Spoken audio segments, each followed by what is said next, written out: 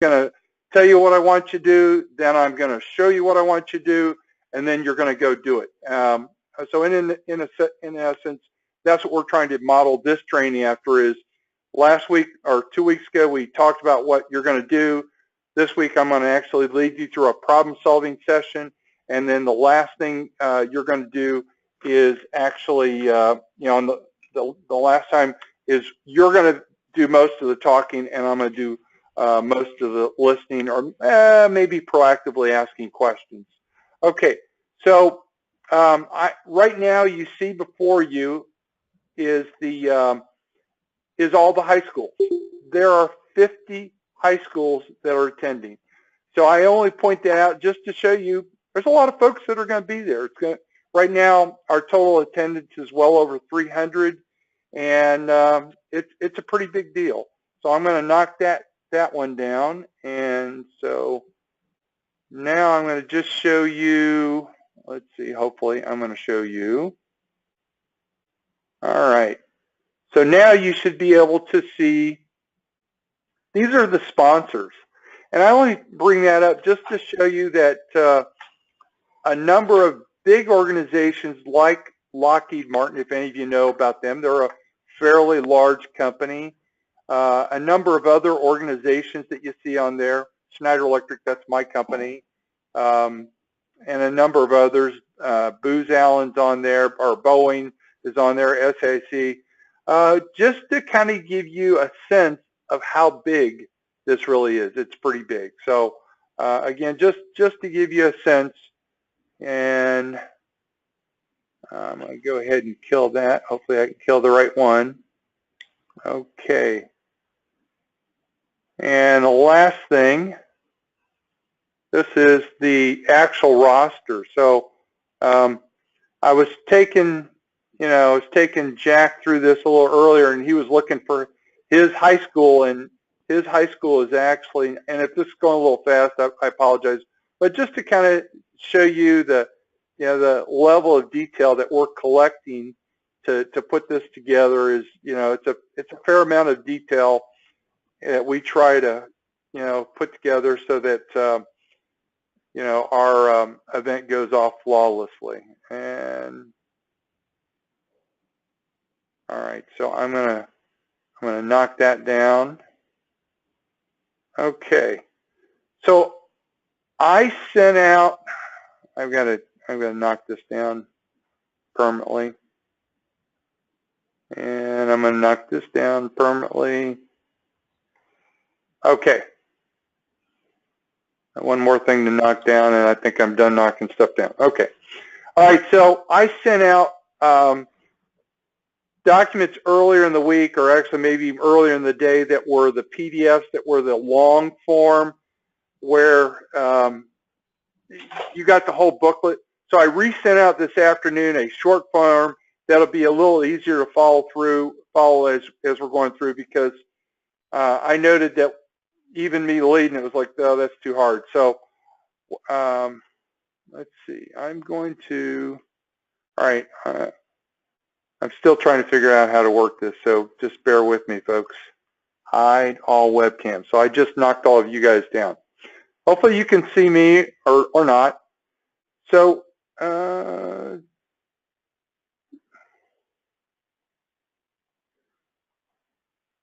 this is the POI that we sent out earlier, and I wanted to bring up actually open.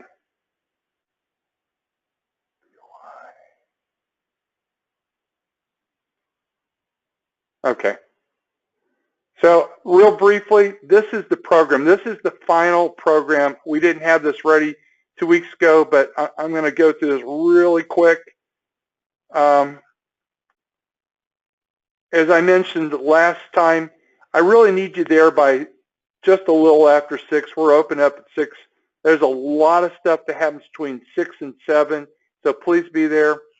You're going to have an opportunity to meet all of you will have an opportunity to meet our guest speaker, Lieutenant General McConville. He's the Army G1. I know the folks that aren't going to the Army may not care as much, but the folks that are, and in either case, I think you'll enjoy it. Hopefully, we'll also have an opportunity for you to speak with Captain Flo Groberg, who is a Medal of Honor winner. We're really fortunate to have somebody like that as one of our speakers. This is and every year we try to do the afternoon speaker a little differently. So in the morning, you know, once you get here and you've gotten your room set up, and now you'll start kind of moving into the where we have the refreshments, the continental breakfast. You know, it'll be your chance to kind of intermingle with the various folks. We'll also have a little off time with the general there in the early morning. So a lot of stuff happening. Like any military organization, and even though we're mostly retirees or older guys and gals, we've got 2 Army female generals on our team. So we've got one Army 2-star general, but he's outranked by 2 female 1-star generals because one of the 1-stars is married to him, so he's definitely outranked. But in either case, there's a high degree of interest in the program, and your part in the day is without a doubt the most critical. So if you look at the agenda and you look at that time block after the keynote speaker from 9:15 to 12:50, really all the way to move to auditorium, those 4 hours is when you really own your group, okay? That's where you're going to be leading them, kind of helping them to understand how to solve the ethical decision-making dilemma. So I'm going to hold up. Can you see the little bookmark that's near my face? Can you see that? Tell me if you can see it. Yes, sir. Yes, but not very well. Okay, great. All right, so the bookmarker is the decision-making model, and that's going to be the key item that during the day you're going to use. But I just want to make sure. So you're going to take them through that decision-making model, and at the end of that time, you're going to tell them what you're going to do, then you're going to show them, and that's what we're doing today, and then finally they're going to do it. And we really want the emphasis on doing as opposed to showing. All right, so to the point where you can turn it over and have them working on their own, the better. We do give you some time sequences. You'll find that you'll be very tight. So we'll have a preliminary competition. Kristen, who was with, I've got several repeat offenders like Alicia from the Coast Guard Academy, like Jack Stonerock, who's with Virginia Commonwealth now, who have come back. But you'll find that this competition is it gets your delegates to really work hard, and that's by having a competitive situation, they're not kind of sitting back on their thumbs. You're making it known they're going to be using this that afternoon. They're going to be competing, and somebody's going to get a first place, somebody's going to get a second place, and somebody's going to get a third place. And this year, it will be Visa credit cards that are worth cash. Okay. So by 4 o'clock, we close up. So I'm going to roll through the rest of this pretty quick. This is General McConville's bio that you can see. And again, I'm going to kind of roll through that. This is Captain Flo Groberg, the Medal of Honor winner. He's currently working for Boeing, and he will be a phenomenal speaker. For the faculty, we've got the ethics leader at Boeing who will be a presenter. You won't really see her. So I just go through here is these leadership principles. You're going to see those in the POI, and those are going to be intricate to solving the problem. So different from past books, we've tried to separate our POI and our program book. So if it's in the program book, it probably won't be in the POI. So that's a little different than in the past.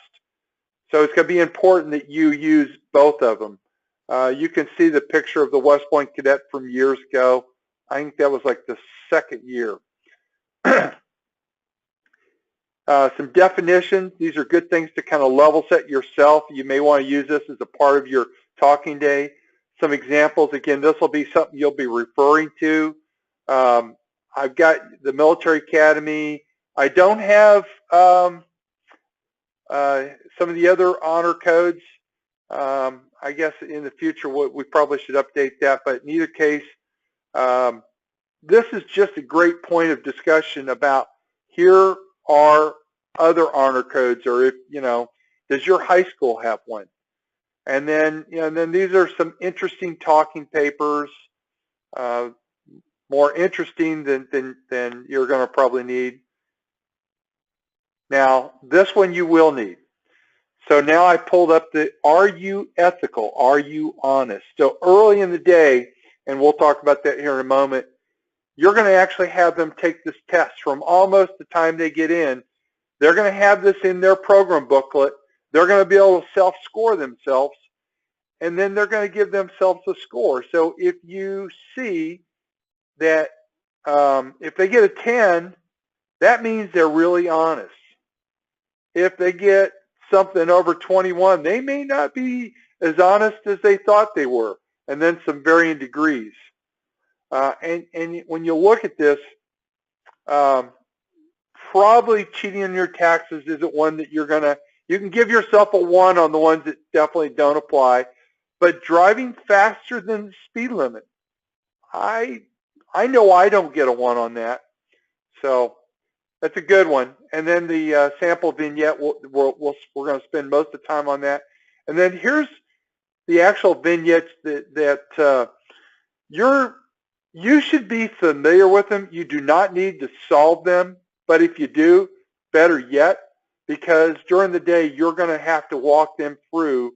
They're going to be going through these vignettes after you've walked through this sample vignette, and you're going to have to be able to kind of help them through the day. So your day, once you've taken them through a vignette, is to break them up into 4 groups, literally send them to the 4 corners, and then have them solve the problems. Okay? All right. Again, these are the 4 vignettes. You now have these. These are pretty good, and every year we try to make these different and better. We don't the only thing we ever reuse is the very first one. Otherwise, we pretty much try to put new ones in for all the rest of them. A good, just a good place to show leadership traits. And we have, on this particular example, it shows 1 page of notes. There's actually, in the final version, this isn't a final version, the one that you got that was the PDF with the, that looked like a kind of a difficult one to read. You've actually got room for 2 pages of notes, and I really encourage you to have them to take notes. So that's why we put 2 notes. So we're now in the POI, and I'm going to go through this fairly quickly because I'm going to get into the sample here in just a moment. Okay. So this is the POI. We went through this, so I'm going through. I'm not going to go through this. This is the actual example. So last week I went through how to run the day, and if you weren't on the call, I'm going to ask that you go back and kind of look through that. We'll talk a little more about that next week, but what I want to spend most of this time is actually working through the sample vignette. Okay, so when you're teaching, and if you're looking at the little picture of me and you see the little bookmark, I really want you to hold that bookmarker in your hand almost the entire time you're leading, and you go, well, Mr. Cecil, why do you want me to do that? To make the impression, because as you talk about each bullet, you're literally looking from this little, as opposed to using your POI, you've got this bookmarker in your hand. Again, hopefully you can see the picture of me. You've got this little bookmarker in your hand, and it points out the importance of this bookmarker, that they take it back with them and they have it for later reference. And so they really understand how to use it. All right, so the first example, and let's go ahead and go down to the actual vignette. So just take a moment, if you haven't, just briefly read through this. You know, I'll briefly describe it. It's an art show where a high school has you know, put together a display of various arts, and students have spent time in this art class, and they put together all these various, you know, art shows. And somehow, just before the art show is supposed to happen, one of the displays is damaged badly, and some information's removed. And a teacher, Mrs. Goff, gets very angry at the kids. Who did this? And she chastises them and says, the entire class is going to be punished severely unless somebody speaks up. Okay? So that's part of the dilemma. Okay? So you were wondering whether you should speak up. So this is my copy of it. So what I've done, and now I'm going back to the decision-making model, which you will have already gone, or, you know, this will be the part where you go through it. So if you're looking at your little bookmarker, you go, okay, Johnny Jones, what's the first, you know, tell me what's the first step in this? And so Alicia Evans, can you tell me, go ahead and read the first step. I'm sorry, Mr. Cecil, my connection is a little broken right now. Could you repeat that? Okay. Do you have you should have the ethical decision-making model. So pull up your POI. Everybody should have your POI. Hopefully you've got the one that's the Word document that you can actually, it's not the one like you're seeing now, because the one you're seeing now is the teacher's example. Feel free to take notes if you want to do screenshots, whatever you want to do. It's all fair. I'm not going to, you know, but by copying my example, you probably come up with a better example if you do your own. But so, Alicia, would you read what the first step is in the ethical decision-making model? Clearly define the ethical problem, sir. Yay. Okay. And I'm just using Alicia as my training model because, first of all, she's gone through our course before as a student, but second of all, just you're going to be doing the same thing. To the extent that you can be interactive with your students, asking them questions, kind of pulling some of the answers out of them sometimes, even if it's like pulling teeth, you'll find that if they're engaged and you're involving them, the day's going to be a lot more interesting than you just talking. So to the extent that you're having a dialogue with them, the better. And unlike what I'm doing right now, which is mostly talking. So, so the first step is clearly define the ethical problem. So what they don't have on their example is they don't have all of these sub-bullets. So for instance, I feel on the POI, you have these sub-bullets that are in black. Okay, can everybody see the sub-bullets that are in black? Let's say the next one, proceed from a general statement of the problem to a specific statement and of the decisions. Everybody see that? Yes? Yes. Okay, good. And then you see the part that's in kind of a gold color. Well, so the first question I have is, okay, proceed from the general statement of the problem and make it more specific. So it's an unknown vandal, all right, in an art room, and there's a threat of mass punishment. That was a couple things. A belief that you may know who's responsible for the situation. What action should you take based on the information? So that's kind of the big part. Then the next, the next question, what's some of the things? By the way, if you come up with better answers, yay. I'm all for that. As you take, now the next step for you, and so you should be reading these out to them, and you've got that, and feel free to take notes, write on yours, you know, and come up with some answers, because you're going to be leading this, and you won't have my copy. You'll have your own, but feel free to take notes, you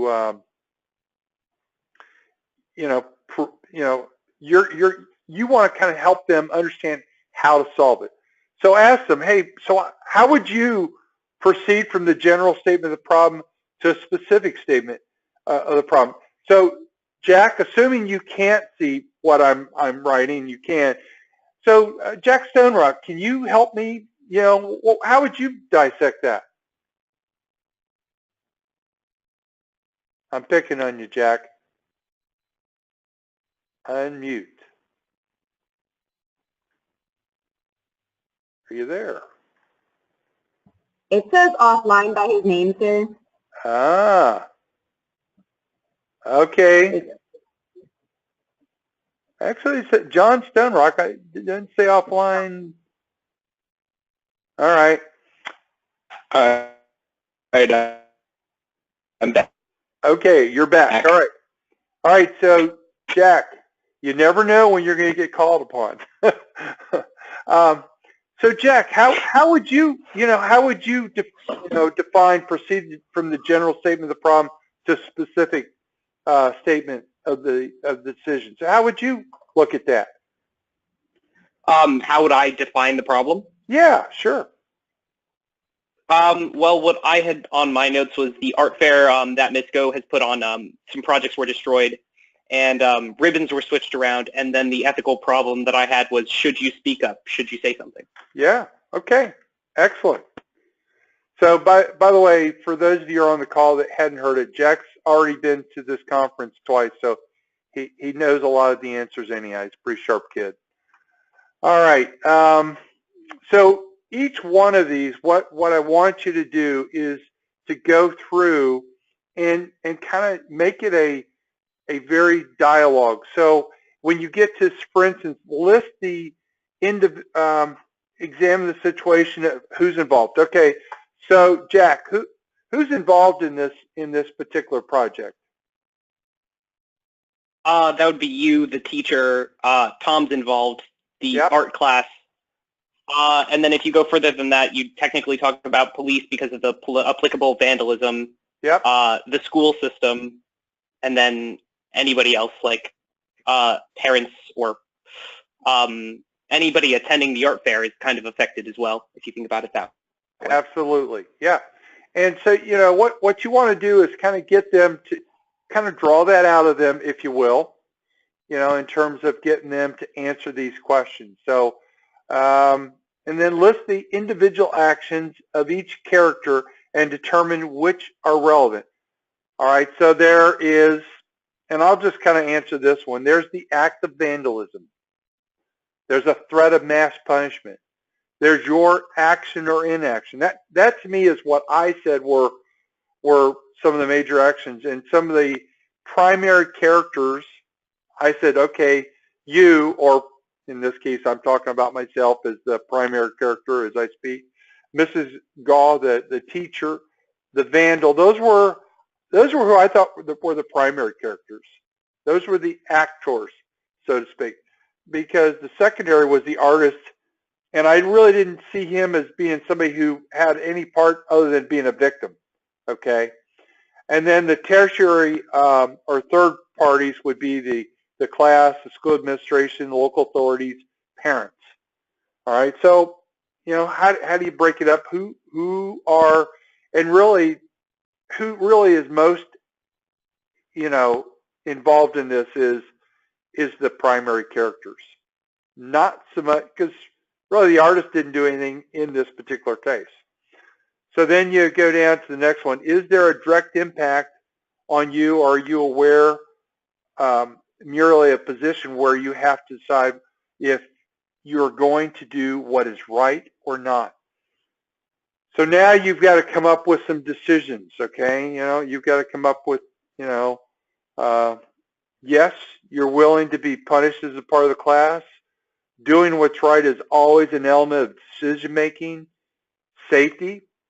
Hey, there's somebody who's destroying stuff, potentially causing danger.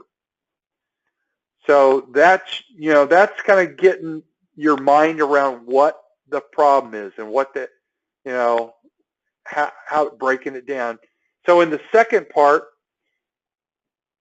again, ask one of the students, Alicia, would you read the second step?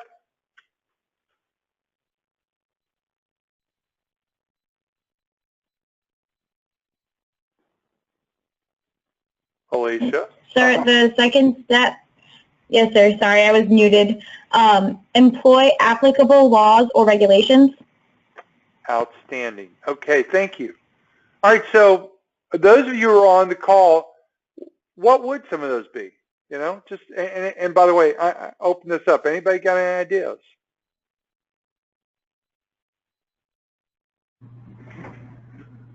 Well, sir, to start off at the lowest base, there'd be the school regulations.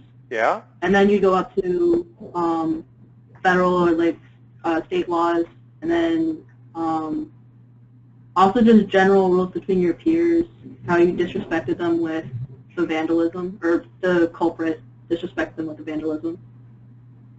Okay. Hey, by the way, Laura, welcome. Glad yes, to have sir. you. I'm sorry I joined a little late. No, it's okay. If I'm not mistaken, you're a repeat offender, right? Yes, sir. I did it last year. Yeah. Hey, we're glad to have you back. Thank you. Yeah, and that's one of the things that's going to be, which is really nice, is having folks like Laura and Jack and Alicia. And who else is a return offender on the call here? Ricky, sir. Ricky, yep, glad to have you back. But this year you've got a little bit more of a relevant role, if I'm not mistaken, right? Yes, sir. Yeah. But having done it last year, at least you kind of know what the day looks like. And just for, I'm diverging a little bit from the immediate, each of you will have at least one, if not two, high school senior alumni. And Jack's done that role before. Basically, you've got two folks that came from last year, and they're so excited they want to do it again. And hey, Jack, can you briefly just talk about how that worked as a returning alumni? So as a returning alumni, it's mainly to help the facilitators try to help the students in going through those ethical situations, as well as just helping to guide and just providing more insight, as well as for the high schooler, it's like going more in depth into the ethical decision-making model and making those decisions yourself. Excellent. And I'll just tell you, everything I've heard from our facilitators and from the students is it's been really positive having the high school seniors. So that'll be another resource as a part. So I just wanted to make sure that those of you who are on for the first time kind of realize that these returning high school seniors, most of them, like 99% of them, are going to be really good. I'm not saying every single one, but I've got 21 or 22 of these high school seniors that are going to be coming. So almost everybody will have two, maybe a few of you have one. But in either case, it's a great asset. Encourage you to take it. So now we're in number 2, employ applicable laws and regulations. So now that you're going to read out this, you're going to say, okay, so first is identify laws, regulations. By the way, you're going to ask them to take notes. And that's the reason these booklets have 2 full empty pages. So they're taking notes, so when they have to solve these problems themselves, they will have taken notes on, so that they've got this information, okay? So taking notes is going to be key. So, you're going to identify, we talked about identifying the school regulation. Maybe there's an honor violation, vandalism, maybe, there's a number of things. So, and then you got to look at relevant obligations concerning ethical decision making is impossible. Wow, that's a tough one. So, what I wrote is what obligations must be considered in addition to vandalism. How about the threat of mass punishment? What obligation does the individual offender have to turn himself in? How about your obligation? So you know, if you've got a teacher, let's say you did not see the actual, and you don't even know who that, you know, you've got in this scenario, but what's your obligation to you know, work with your school system on a teacher who's basically talking about mass punishment? What's that obligation? So these are things you want to kind of pull the thread through and get them thinking about, okay? Above and beyond just the obvious things. Because some of these will be obvious, but some of them won't be so obvious. And then, you know, this last one in this particular case where we talk about, right, where it says conceivable law could violate a law or regulation such circumstances are rare. Well, you know, if you're violating a law, then it's really not so much an ethical dilemma. It's really a legal dilemma. And ethical dilemmas are typically things that are more stringent than the law, okay? And ethics come out of your morals, just, you know, probably many of you have taken this in college, you know, about, you know, ethics and moral and, you know, philosophy. But your ethics, and last week we talked a little bit about the difference between ethics and morals, but an ethical code, like the Army has an ethical code. And so that same ethical code is above and beyond what the laws are. So that's why that's stated like it is. Okay. So here's where you're going to reflect upon your ethical values and their ramifications. So in your POI, and let's see if I can find my POI. I got to open it up here. Open POI.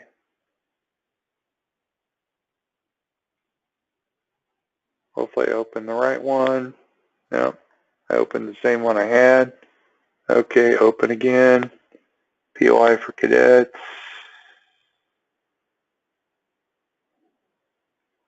Ah, there we go. Okay.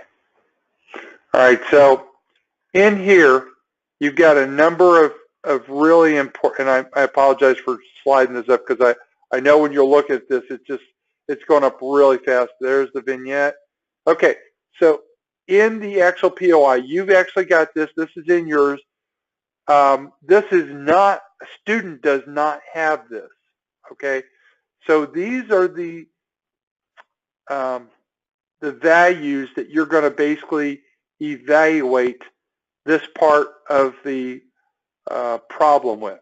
So you see these 12 different values, okay? So I'm going to go back to my, and you see where I've taken it, you know, honesty. So you're basically going to think through each and every one. And by the way, these 12 are listed in the program booklet, but the definition is not there, just so you know. So you may want to have them pull their program booklet out and write down brief, have them take, you know, some notes so that they can capture the essence of it. It may alert stakeholders. So in this, you know, having gone through there, you might identify stakeholders. Listing the values reminds you of the commitment to them at a time when the stress of the problem may cause you to forget. So here's where you, again, okay, so in this particular case, which ones really seem to matter most? So you're going to think about that. So Jack, would you read number 4? And here I am with my little bookmarker, and you're going to pull your bookmarker and you're going to read number 4. Consider other applicable moral principles. All right, great. So again, they do not have anything but this bookmarker that gives them the ethical decision-making model. Everything that you have in your POI is that which we actually derived from the original model. And then everything you see in the gold is that which I've added. So the moral principles, and then you start taking a look at these, and then you come up with some of your own trade-offs, okay? Then the next step, and I'm going to kind of cut to this one quickly, is you identify each of the alternatives and the consequences. So, you know, what are your choices? So you list the alternatives and each one. So, so here's what I listed. Ask Tom if he was involved. Determine his level of sincerity in his answer or his truthfulness, okay? You know, Tom may say, hey, I didn't see it, or, and you go, yeah, that seems pretty sincere, or, nah, Tom's lying to me. Okay, you just get that sense. Ask Tom to apologize to the artist and the class. Ask Tom to turn himself in. Turn Tom in if you believe he is at fault and refuses to turn himself in.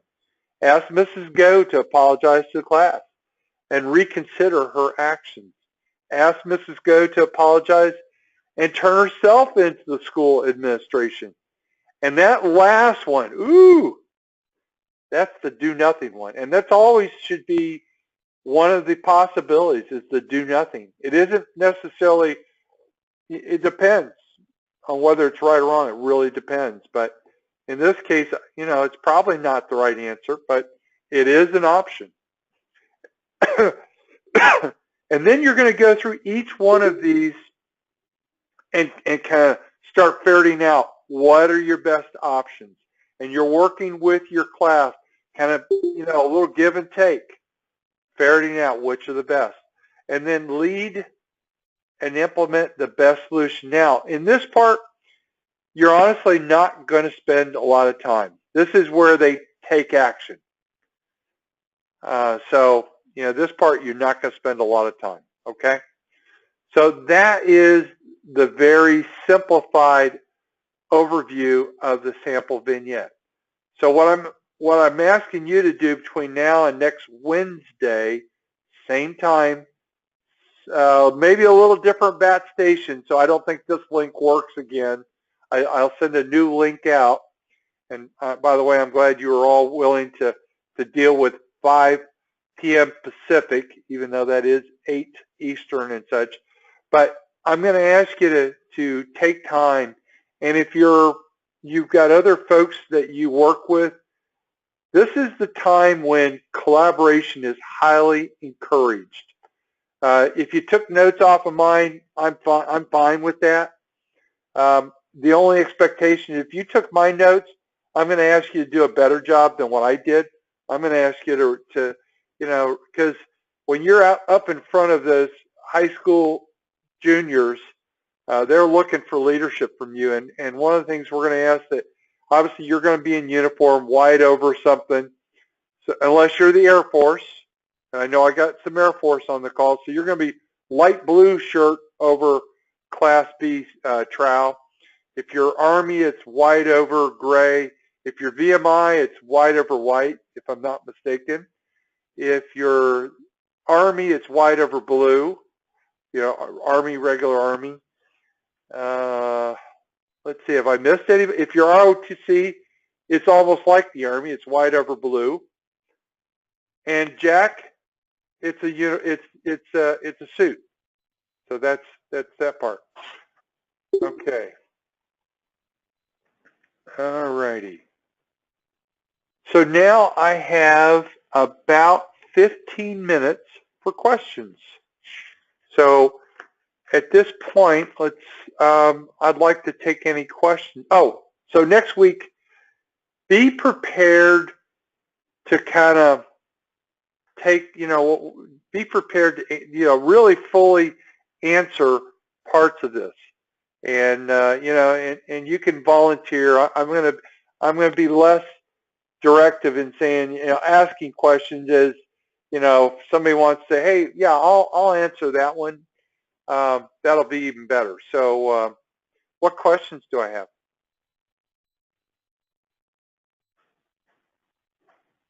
If you're asking questions, you're going to need to turn your mic off, on rather. Sir, you didn't mention uniform for Coast Guard. I can wear either service dress alphas or service dress bravos. Oh, thank you. Okay, so you are going to be in something that's somewhat comfortable, i.e. your Class B, something that you would probably wear to class. That's probably a thin blue shirt with your little epaulets, right? It's probably open collar. In fact, it looked like the uniform you had on. So your Class B's, i.e. not your Class A's, is a uniform. So everybody's going to be in a Class B sort of uniform. So you shouldn't have to have some sort of very formal coat that goes over a shirt. You know, it's going to be somewhat comfortable for you to join us. Is that okay with you? We could make you wear the most formal uniform if you like.